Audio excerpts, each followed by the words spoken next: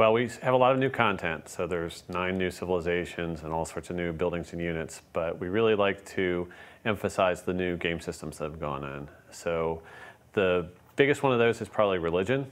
Right at the beginning of the game, civilizations can start to worship a pantheon of gods, which gives them one new gameplay benefit.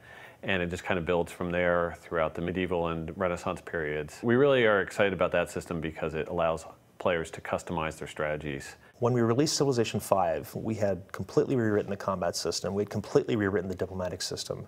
And to add the religion system, at least as it was, layered on top of that, we thought would be a little bit of overkill. So when Ed really attacked us, and he really wanted to come up with something that fit with Civ 5, he really dug down deep and came up with something that we think is really, really cool. I want this to be a game that I can play over and over again, and I don't want to have, the same choices presented to me without a lot of variation. So I like that kind of customization.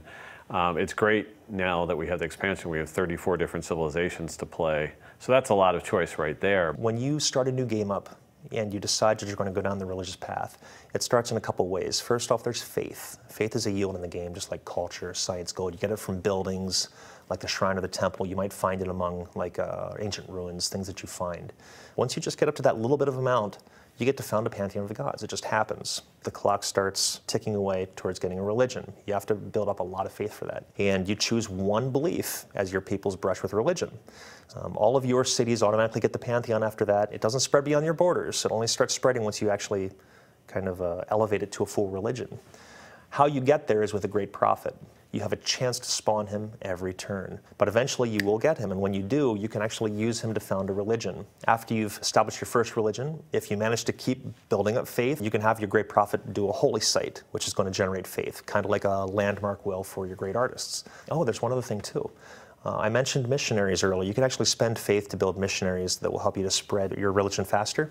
You can also use an extra great prophet for that. If you have a great prophet later, they can actually spread religion 3 times. They can go up to 3 different cities, boom, boom, boom, before they're expended, and really do a big job of spreading your religion. Well, I like how espionage lets you sort of get a look inside the other civilizations. That system goes in and starts checking in with what the AI is thinking about for those other civilizations.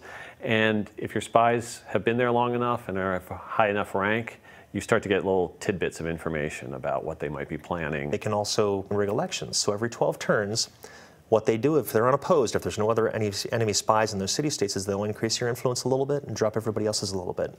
So it's like a slow drip of water. If you're impatient, you can do what's called a coup. Now, if it's successful, you'll completely take over the allied spot. The person who was there before will take over wherever you were before, so it happens instantly.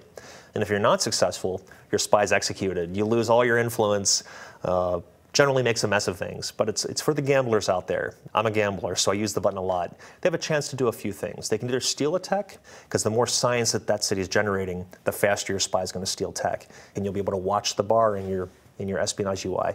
And once it fills up, he'll have stolen a tech, and it'll come into being, and bam, you have it. And then he'll start doing it all over again. That's great, because it brings the rest of the world that's going on in the civilization game to life more. You can sort of get the secret plans and thoughts of the other leaders through the espionage system, so that's really what I love. We've always been in an ongoing fight with the game itself to make naval a really compelling part of the game.